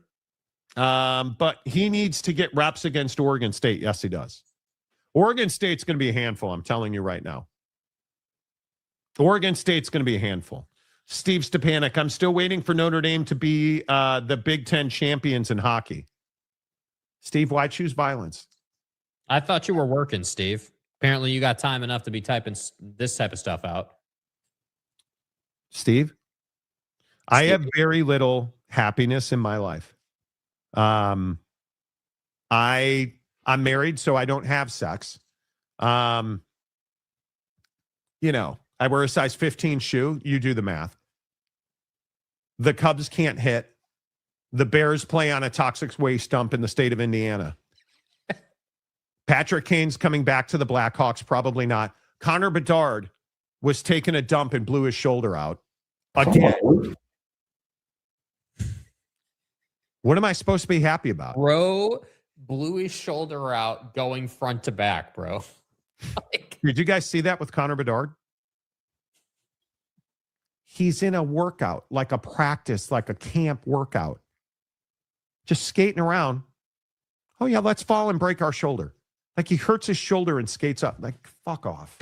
Like, it's just like, for one damn day in my life, can the U.S. men's national team not have the goalkeeper give up a goal like halfway to the center line? Can we just win something, anything? No, I have nothing. James and BDM have not been in much recently. BDM is in my DMs every day, dude. Let me guess. He's now a DP fan. And James is here to, what are you talking about? He hasn't been here. I have not had to put anyone in word timeout in like 2 weeks. Something feels off. I know. The comment section's been much better recently. I will say that. U.S. men's national team, ETTD. I don't know what ETTD means. Erectile totally tainted dysfunction. I don't know. Handful of beaver. Dude, USA hockey was legit this year. Suck it, Canada. That's what I'm saying. Do you know how many USA hockey jerseys I saw in Seattle yesterday for the men's national team? Yeah, that's the team we should be repping. Right. You're asking too much, Monty. I know. Man, all it is big. God damn it. Everything coming out of Big 12 Media Day is Brendan Sorsby. It is so annoying to me. It's so frustrating to me. I guess I should not be surprised. I just don't know. How much of this are we going to deal with today? A lot. I think it's, yeah, I mean, I think it's going to dominate the Texas Tech narrative, man. I don't know. It sucks, but like, what would you expect anything different from the media? Would you expect anything different from Texas Tech? Like these guys, that's all they're going to want to talk about. It's how they're victims and it was really tough. And man, like that's what I expect. Yeah, I guess so. Dude, Washington State baseball now has put out an awkward video. Oh, God.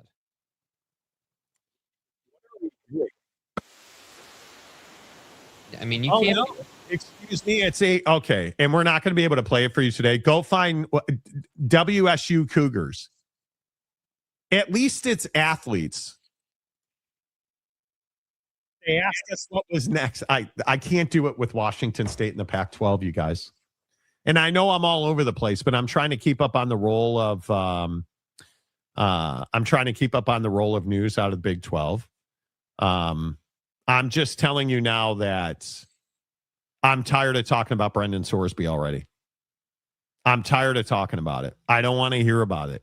This is a big mistake. I am telling you now, if Texas Tech is going to spend the next 12 hours talking about Brendan Sorsby, this is a huge mistake. It is just a huge mistake. And I don't know how you fix it, but you better figure it out. Because I'm already tired of hearing about it. I'm already tired of hearing about it. Rock and rant. Somebody needs to inform Texas Tech about the no sharing light. Less is more. Precisely. Way more. Guys. Hey, guess what, guys? Pac-12 Commissioner Teresa Gould spotted at Buc-ee's trying to get a corporate sponsorship. Brisket sandwiches for everybody. Fat. And if she does, maybe then they'll disclose their sponsorship money. How awesome would it be if the Pac-12 went full Buc-ee's? Every stadium in the conference is going to have a brisket sandwich by Buc-ee's. The Buc-ee's truck stop timeout. Yeah, I know what time it is. Ryan Duffy, I don't want it to be true, but you are crazy if you don't think Cody Campbell shows up at Big 12 Media Days. Fort Worth to Frisco is about 25 minutes. Yeah. And I watch Landman. I know the geography of Texas. Dude loves himself, and no one at Tech will say no. Nobody will ever say no to Cody Campbell. Nobody. It's just the reality of it, bro. It is just the reality. You got to move on from Brendan Sorsby. Cody Campbell, we should not hear from him. Why do we need to hear from him? I'm being serious. Why do we need to hear from Cody Campbell?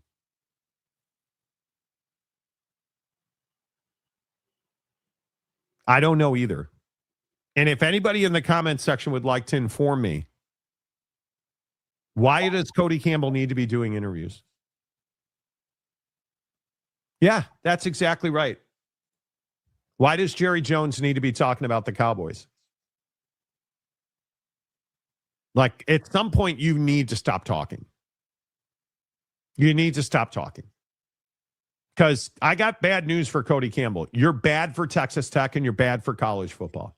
You're not protecting college football. Cody Campbell's a fraud. Yep. He's a billionaire who's only somebody because he's got money. That's it. It's as simple as that. Yes, correct. 100%. Couldn't agree more. Yeah. Could not agree more. So I'm currently having a debate with Marcus if as a 53-year-old man, I should be upset that I have a zit on my forehead. Marcus is giving me a ration of shit that says this zit on my forehead is more of a distraction than Jake's neckbeard was last week. That's the kind of mood some folks are in today. Like I said, great, man. Great. I mean, I'm glad you're so detail-oriented, brother. Like, I don't even know what to say to that, dude. The fact that people comment, because I will also say Jesse Savimugu, Jesse Savioni on TikTok DMs me to say that this corner of my shirt is distracting to him. That's the kind of stuff that I get. People like, here, should I button my shirt? People notice my shirt more than pretty much anything else. There. How about that? Now we're all tidied up. There you go. Is that better? I hate buttoning the top shirt on a polo, but it is what it is. We're all mad because one, we hate soccer, and two, we watch soccer and they suck. How big of a deal was that for you guys? I mean, hour number 3 of the Monty Show, as always, presented by the Advocates at theadvocates.com. But how interested in the U.S. men's national team were you guys? The World Cup. I mean, I watched most of it. I turned it off as well when they gave up the last goal. When Lukaku scored that goal, that was it. I was done with it. Yeah, I mean, it's just disheartening. I mean, it's this thing where it's like, all right, cool. Like, you get down one, you tie the game, then you give up another one, and then the goalie thing happens, or excuse me, the keeper thing happens, and you're like, damn, dude, like, I really thought we had a chance tonight, and this is the type of material we're putting out. Like, it's that type of feeling that you get from it. It is like, dude, I don't know what else to say. I can't say. Again, going into it, I even texted you before the game. I didn't expect us to beat Belgium, but I also didn't expect us to get embarrassed and run off our own field. Like, that's the difference. Is like, it's not that we lost. It's that we got embarrassed. We got clowned. We got shown up because we weren't even competitive in that game. Like, you just can't do that on that stage. Yeah. Ryan Duffy, it took 7 minutes to see who was more talented. The Mexico-England game was laughably higher quality. Yeah. I think England's one of the great stories in this tournament. I mean, the frustrating part is that, like, Christian Pulisic is just such a disappointment. Right? Like, he just no-showed. Just no-showed. I don't know how you explain that. That was such a disappointing performance. It was such a disappointing performance. I think for knowledgeable soccer fans, this is where we thought they would get their ticket punch. Belgium is the 7th ranked team. It was the equivalent of Boise State playing Michigan. It was. The Belgium's bench is better than anything we have in our starting forward group. Their bench is better than any attacking talent that we have. I think Lukaku coming off the bench, that's his 3rd straight game with a goal. Come on. Pulisic is highly overrated, but doesn't mean he's not a huge disappointment. And the guy needs to, in my opinion, the only way he saves American soccer, which a lot of people want to keep putting on him. Who are you, Freddie Adu? He needs to come home and play in MLS. That's what he needs to do. He won't. But go back to Italy and be what you are, which is an average ass player. He's not special. He's not unique. But, we got clowned, and we had someone's daddy try to interfere with the game like it was a youth league beforehand, turning a lot of goodwill into vitriol. 100%. Agreed. I think the Trump red card thing was a significant, because I can tell you, walking around the city yesterday, living in Seattle right now and walking around the city, people cared about that story. People cared about it. 100% people cared about it. No doubt. So this soccer guy is a Wemby in the playoffs, apparently. I wouldn't even say he's that. No. He's not even close to Wemby in the playoffs. I think I agree. He's Tyler Hero, bro. He's not Wemby. Midweek Coug, this feels like we have made zero progress. It feels like you have. Well, I don't know that I would say we made zero progress. We got into the World Cup, first of all, which I think a lot of people wondered if we would. Then we got into the round of 16, which I think a lot of people were surprised by. When you won the group, you won one game, and you got to the round of 16, and then you got bounced. Like, I think that we have to be careful not to just tear apart everything that this team did. But this team was never in danger of like winning the World Cup, or like the quality was never there on that level. And I think that, look, I love singing Mountain Mama after they win a game just as much as anyone else, but that doesn't fix. It's all for naught if that's how you're going to end your season. If that's how you're going to end your World Cup, it's all for naught. Again, I can't emphasize it enough. Americans don't care if they lose as much as they care about getting embarrassed. And that's the difference. Yeah. Boy, there's all kinds. If Brendan Sorsby is the theme of Big 12 Media Days, that's a huge problem. Because there's a lot of it. Red Hoodie Pink Eye gifts one Monty show. What am I supposed to do with this account name, dude? Red Hoodie Pink Eye? Sorry, buddy. And of course, Danny Hernandez got pink eye or got the membership from Pink Eye. Congratulations, Danny. Put some eye drops in that Danny thing. over here. Little Danny over here got pink eye is what it is. We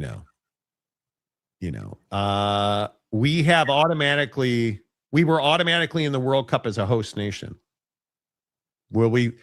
Soccer dies for 4 years now, unfortunately. Because for those of us that actually love the sport, and I'm an avid Chelsea Football Club fan. I watch it all the time. And it's unfortunate. Didn't Belgium play their B team? No, they just, they had some injuries and they didn't take the U.S. as a threat. Let's put it that way. Midweek Kook, this was a chance for the men's team to show that we can compete. Instead, we look foolish. Could be. The U.S. men's national team parallel to Texas Tech is real. All the progress you made will be overshadowed with how you ended your run. Well, truer words. Reddit College Football commented that maybe we shouldn't have adopted a song from the anthem of a school that everybody loves but never wins. Well, West Virginia. Is this the year that Rich Rod turns that program around? Do they take a noticeable step forward? Because expectations are low. I hope so. Stingers up. Okay. Pac-12 messed up and should have picked up Sac State. Totally agree. Totally agree. Soccer requires years and years of training just to have the skills to be adequate. Totally agree. But here's the thing. Christian Pulisic has the skills. He has shown that repeatedly. But injured again last night. Freak accident, kicked the back of a defender's foot. But he was a zero factor before that. Everybody wants to say, oh, he went off injured. Not his fault. He was a zero before that. The turnover machine. Negative, in fact. He was awful before the injury. Awful. At least we aren't Italy. Well, there is that. And as an Italian, I can tell you. Anyway. Noel Ramirez. Jake, they got into the World Cup automatically because they were a host. Okay. They got in automatically. Yes, that's been established. That still, you're saying the same thing. They qualified. Great. Yeah. Singing country roads, take me home to a place. Okay. Was being sung by some European teams prior to coming this year's World Cup soccer game. Okay. I was unaware of that.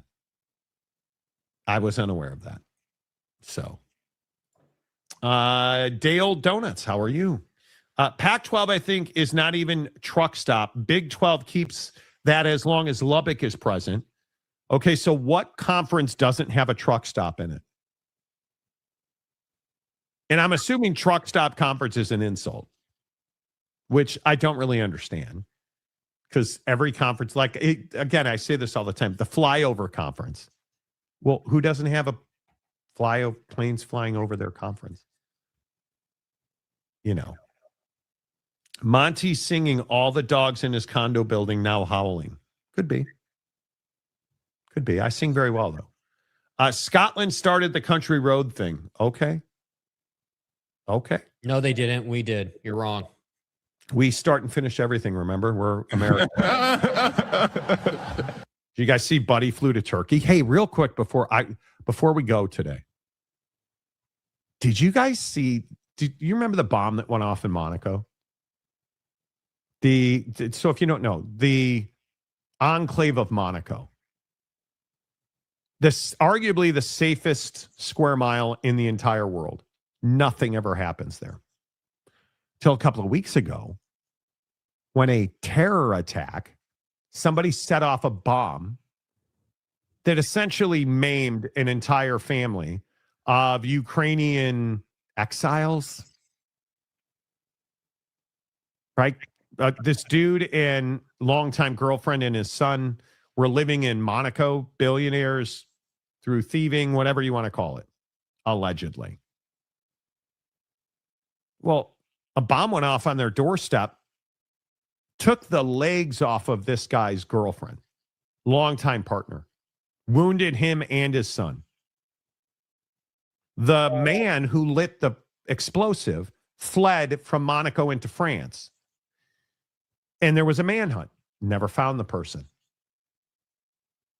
Until that person turned up dead in Ukraine, and it was a woman. And she wound up dead this morning in Ukraine. Ooh. Ooh. What a crazy story. Yeah. What a crazy, crazy story.